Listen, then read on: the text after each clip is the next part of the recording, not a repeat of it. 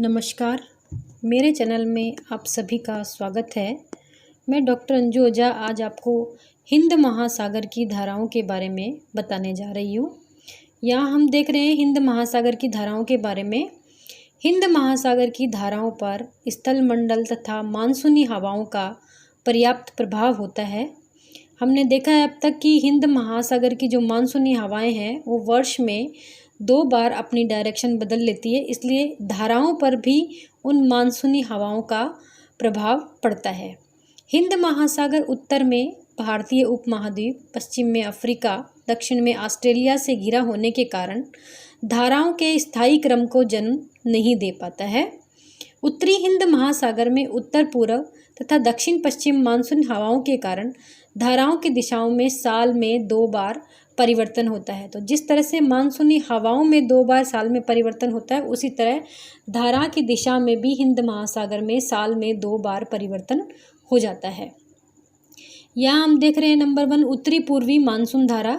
शरद काल में उत्तरी पूर्वी मानसून हवाएं स्थल से जल की ओर चलती है, जिस कारण उत्तरी हिंद महासागर में अंडमान तथा सोमाली के बीच पश्चिम दिशा में प्रवाहित होने वाली उत्तरी पूर्वी मानसून धारा का जन्म होता है।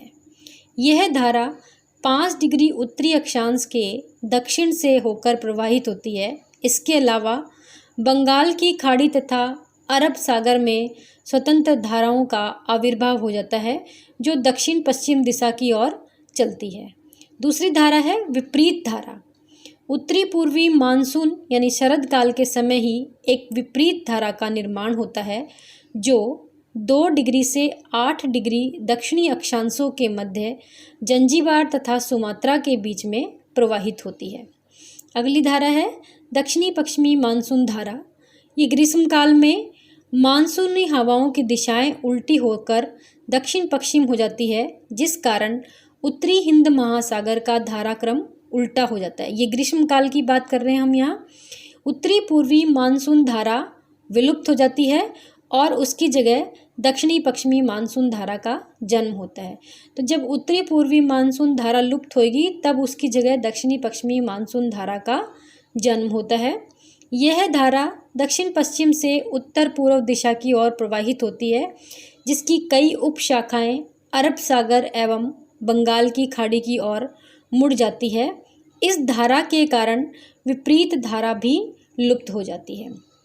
यहाँ हम इस स्लाइड पर देख पा रहे हैं हिंद महासागर की धाराएं, जो शीतकाल में चलने वाली धाराओं के बारे में यहाँ पे बताया गया है। इस स्लाइड में हम देख पा रहे हैं कि ग्रीष्मकाल में हिंद महासागर में धाराएं किस तरह से चलती है और कौन कौन सी धाराएं चलती है। अगली है विषुवत रेखीय धारा। दक्षिणी हिंद महासागर में मानसूनी हवाओं के मौसमी परिवर्तन का प्रभाव धाराओं पर अत्यंत कम होता है।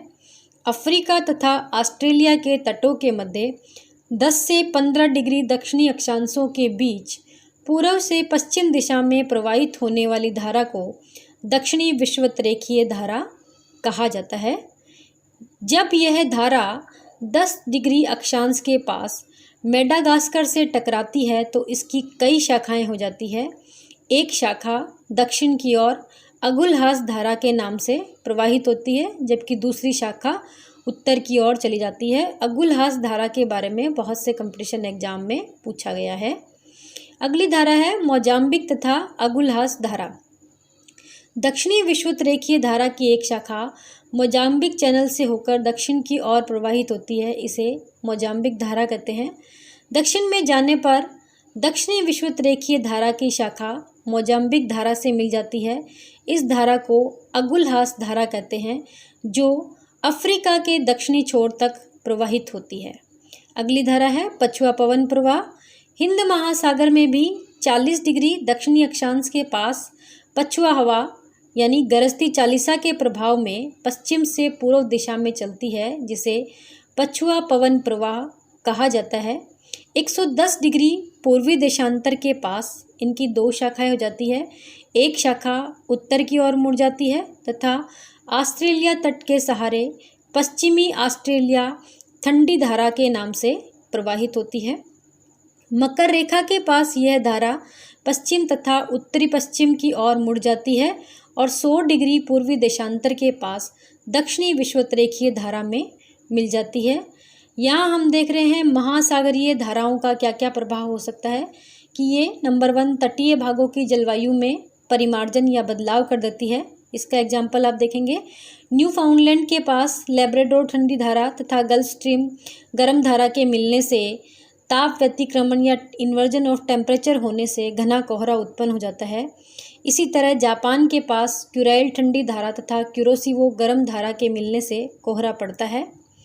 पेरू तट के पास समीपवर्ती भागों में अल नीनो के प्रबल होने पर सामान्य से 4 से 6 गुनी अधिक वर्षा होती है, परंतु पश्चिमी प्रशांत महासागरीय क्षेत्र में सूखे की स्थिति उत्पन्न हो जाती है तथा लाल नीना के प्रबल होने पर पश्चिमी प्रशांत महासागरीय क्षेत्र में सामान्य से अधिक वर्षा होती है। तो इस तरह से जो धाराएं हैं तटीय भागों की जलवायु में परिमार्जन करती है। दूसरा है मत्स्य उद्योग पर प्रभाव डालती है और तीसरा है व्यापार पर धाराएं प्रभाव डालती है। इसी के साथ हमारा ये विषय यहीं पर समाप्त होता है। आप सभी का अंत में धन्यवाद।